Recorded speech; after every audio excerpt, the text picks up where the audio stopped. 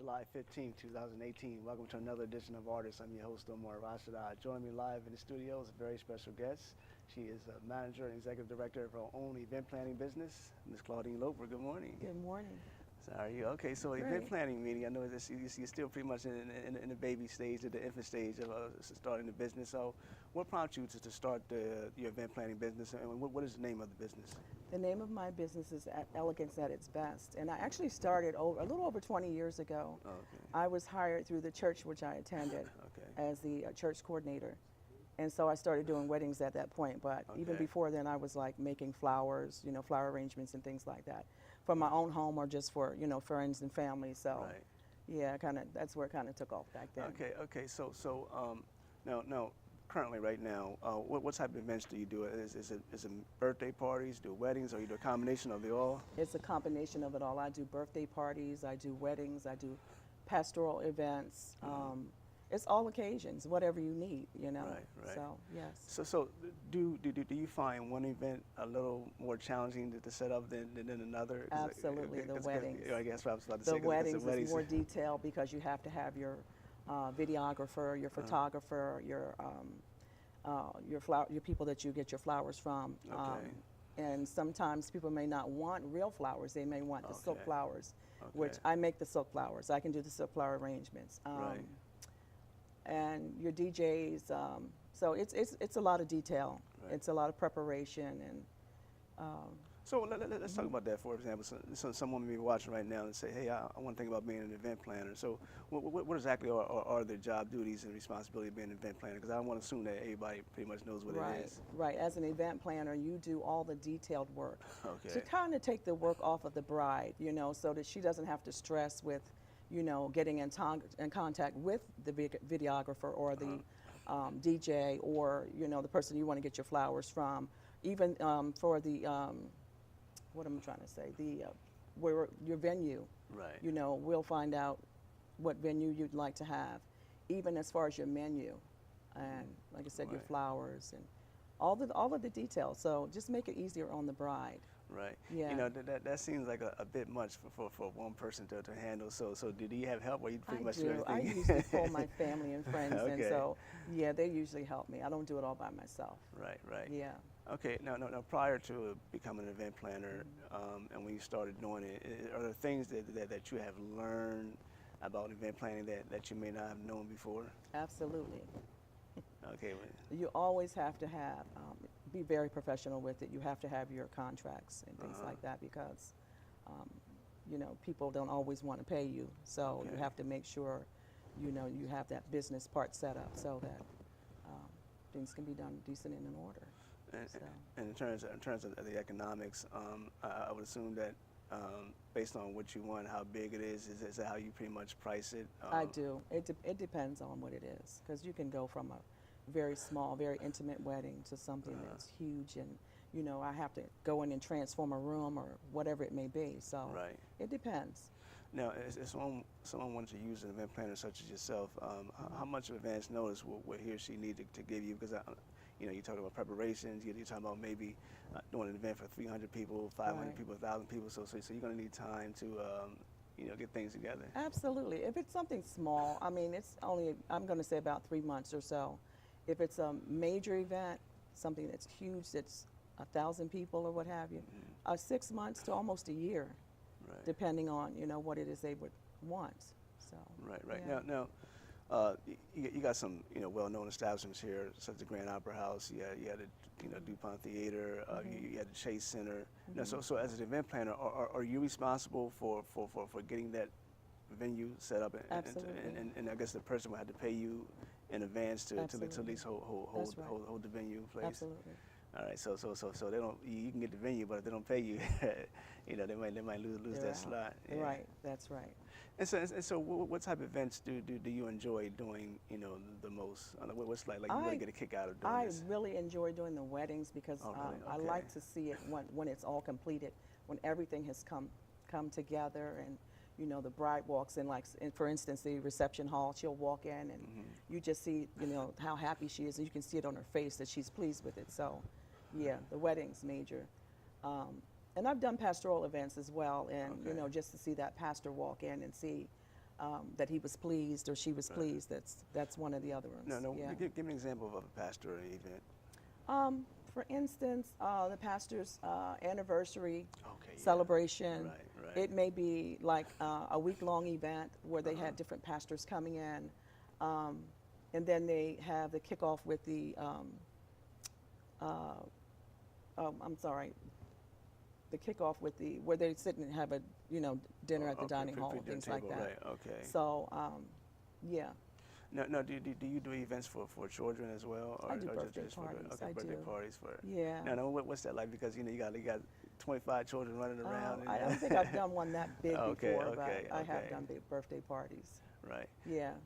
No. Is there any event that you would choose not to do? That's like maybe this is not your cup of tea. Not really.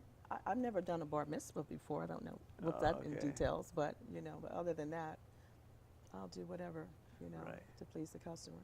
Right. And so Yeah. because event planning. So I'm looking out from the inside, from the outside, and I see, the setup of the room. I see the flowers. I see the balloons, the decorations. You Right. got the silverware placed in a good way. It takes a lot of work and It's commitment. So how long does it take to get everything set up? Because I'm coming in, we seeing the finished product. But the hard work and dedication it takes to get everything set up, It does. It could take an entire day depending on Oh wow, okay. the size of it. Like the last one I did, I actually transformed a sports bar Oh, into the really? reception hall. It was Oh, beautiful wow. when it got done. You wouldn't even have known that it was a sports bar. Wow. So yeah, I formed the entire room. So that took like 4 to 5 hours. Okay. Yeah, because we have to do the seat covers and Right. it's a lot of detailing. Yeah. Now, of course, you reside in Wilmington, Delaware. Do you do events outside of Wilmington? I do. I mean, in the different states and. I haven't done any in different states, but the Okay. parents actually, the last wedding I did, the parents were all actually in North Carolina, so they were flying back and forth, and Okay. we got everything together. And then I did the reception hall was in Middletown, so I did have to do some travel. Right. But that was just another town over. Right. So once again, your schedule more likely is flexible. So you're available Yes. during the day, afternoon, and evening. I am now that I'm retired. I am. Okay. And now, is it most of your events on the weekend, or is it during the evening, or It it's can kind be of in the flexible? evening. It could be a Thursday or Friday, Saturday, sometimes on a Sunday. So. Right. So just looking in hindsight, I'd like to ask, this is like a job interview question. So Okay. in 5 years, where do you want to see your event planning business? I'd like to see it really grow, really take off, and even on the corporate level, Right. coming in with companies, different companies, and things like that. So Right. Yeah. Now you have an upcoming church event that I you do. you want to let the audience know what's going on with that. Certainly. This is for Restoration World Outreach. This is what they call a Friday Night Lights, and it's on June the 27th. They have Dale Mass coming in, and that's located at 13 East 35th Street in Wilmington, Delaware. The pastors there are Pastor Tom and Barbara Davis. And so we're just asking that you all support and come out and then just enjoy the Word of God. Right. Amen. Now, and being an event planner, is there like a training, or is there that one can take to prepare him or herself and be an event planning? Certainly. There's Okay. courses that you can take to Okay. prepare you for it, and you can get your certificate in it, Okay. depending on how far you want to go. All right. So, yeah. All right. So if anyone wants to contact you and say, hey, I'm having this event and I need you there, how can they get in contact with you? They can reach me at 302-525-9824. Okay. You can say it one more time. That's 302-525-9824. And those who are watching right now who want to be event planners, what words of advice would you give to him or her? You really have to love the job because, like I said, it's a lot of detailed work, and you've got to love what it is you do. Okay. Yeah. All right. So you have any closing words that you want to add before we end the segment? Thank you. You good? All right. Yeah. All right. Thank you for being Thank the you guest. for having me. All right. And keep me Appreciate updated. it. Okay. I certainly will. Thank you. Live right here on Lease Access 28. You're watching Your Order. So we're going to take a short break, and I'll return with my next guest.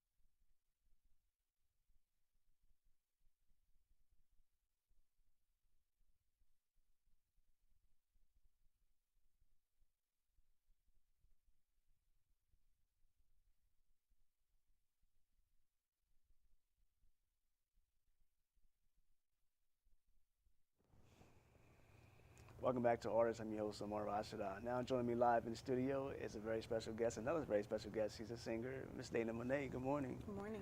All right, now singing. Now let's let the audience know, how'd you go about getting your career started as a singer? Well, I've been singing all of my life since I was about 2 years old. Okay. Started off like a lot of people in different talent shows in school and things like that. And then I started working with a manager at that time, got me into doing shows like in the Mid-Atlantic area, like New York, New Jersey, Philly, wow. Okay. areas like that.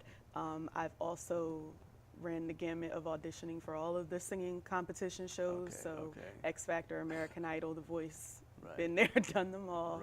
Right. So now I'm kind of focusing on, I'm self-managing myself, I'm Okay. independent, Okay. and I'm a singer-songwriter, so I'm basically releasing content on my own and music on my own as I complete it. Right. Now, are you classified as an R&B singer or Yes. hip-hop? I would Okay. classify myself as like R&B soul with like a little pop. So yeah.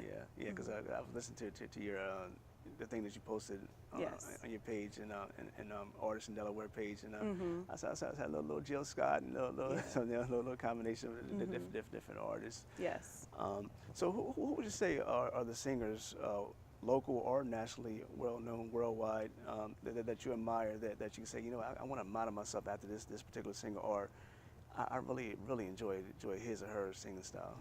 Well, I really admire Beyonce as an Okay. all-around entertainer and performer. I look to somebody like Mariah Carey as a vocalist and like a songwriter Right. in that capacity. And there's so many artists that I've grown up listening to. I'm kind of an old soul, so I like Okay. to listen to, I've listened to obviously like Whitney Houston, but also Right. people like Phyllis Hyman and Right. like Anita Baker and Toni Braxton. I like those, deep kind of voices. Right. Also like Tina Marie. A lot of females, although I've Okay. been very much inspired by like Michael Jackson and people Right. like that as well. Right. On top of the program, you mentioned that you've been in all kind of auditions, like American Idol and some of the others. So, Yes. so talk about that experience. I mean, see, looking from the outside, I watch those shows, and I just see people singing that they're competing. But Yes. when you're actually there in front of and with other 100 or so many other singers out there, I mean, what is it like being in an environment where and you meet so many people at the same time, you're competing against them? Yeah, I think that the thing I've learned about those competition shows is that the contestants that are coming there, they're really hungry to, make their dreams come true and to Right. sing and perform, but it's a reality show first before it's Okay, a singing okay, competition. So okay. it's literally casting for, the show. So Okay, there are gotcha. different I gotcha. stages. Okay, yeah. But the experience that you get as far as, being on at any point in time and just, having everything together and understanding the different, genres and different types of Right. artists that people are, it's good to Right. be, around that energy as well. Now, when you were in those competitions, did you pick the same songs, or did you do like the different songs at the different times?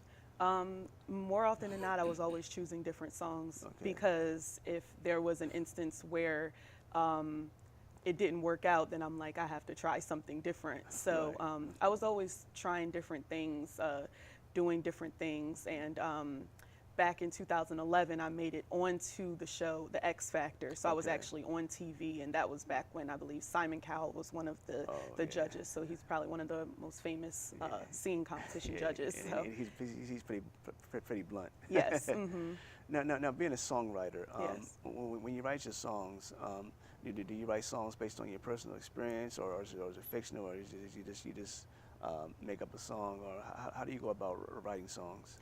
I mean, I can pretty much write a song about anything. However, it's more genuine, and it's usually easier for me to write when it's referencing my personal experience or something that I, desire. People Right. can usually tell, the difference with that. Right, right. Now you have a new album coming out, you know. Yes, I have a single. Or it's out. It's already out. Yes. Talk about that for me. I mean, how many songs that you got on there? How long did it take you to get the album out and all that good stuff? Yes, so I have a single out right now. It is called Good Kharma. Okay. It is available on all digital platforms. Okay. That includes iTunes, Apple Music, Tidal, Spotify, among others. And this is my first official single that I am releasing. And it's basically a song about, you know, like good energy, positive energy, not letting the negative energy bring you down, and Right. kind of making sure that you are aware of that positive energy and good karma that's around you, and welcoming it into your life. You know, it's about love in a romantic relationship, but you can Right. kind of put it to different facets of your life as well. Right. So when you went on auditions, did you sing songs that are already well known, or did you use one of your originals? When I did auditions, I sang covers Okay. because I wanted to get the judges' attention, and I wanted to sing something familiar, so I would sing covers. Yeah, you know, no, as a singer, I see so many well-known singers. They do acting.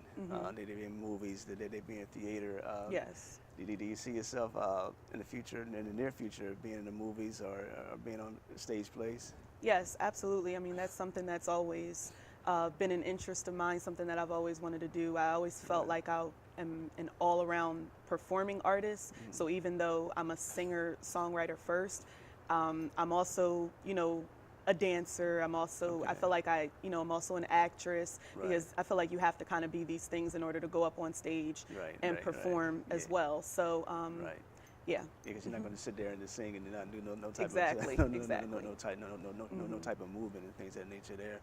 So you mentioned that you performed in the Mid-Atlantic areas. So for example, so if you're New York or Philadelphia or New Jersey or Wilmington, Delaware, and when you're performing in front of a crowd, is there a different vibe from one city to another, or is it pretty much the same? It's not really a different vibe. It really depends on the audience. Okay. Like, for instance, I've performed at Warm Daddies in Philadelphia before, and I've also performed at more hip hop, like center type of clubs in like Philly, as well as New York and New Jersey. So it's more or less a different type of audience that I may be performing in front of. You know, one of the things I always wanted to know about a singer is that when you're up there singing, and for example, you're at Warm Daddies or you're at Delaware Theater Company, and you got the crowd cheering you on. It was like, go ahead, girl, you better sing it. You know how we do it. So we'll go through, or even in the middle of a song, people will clap and give you an ovation during the middle of a song. I mean, what is that feeling like when you're singing and the audience is like cheering you on, clapping and shouting your name out and all that good stuff?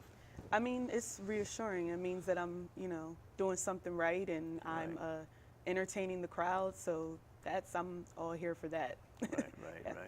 Now, as an artist, you know, I'm a playwright and an actor. Yes. I'm not a singer. I would love to, but one of the things about being an artist, whether you're poetry, singing, acting, dancing, is that there's rejection. Yes. Earlier, you may mention that you went on, you know, X Factor. You went on American Idol, and so obviously you weren't chosen. So, but you're able to keep your head up and say, you know what, they may not. I may not have won this one, but I'm gonna keep moving forward. Whereas, you know, so someone else, they may not win. Low self-esteem. They may question whether or not he or she is good enough to be an artist. So despite the rejection, what keeps you moving?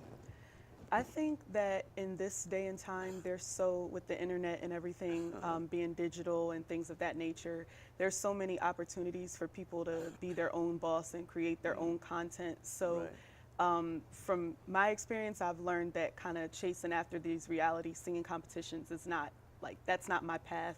That's not my purpose. That's not how I'm going to make it in music.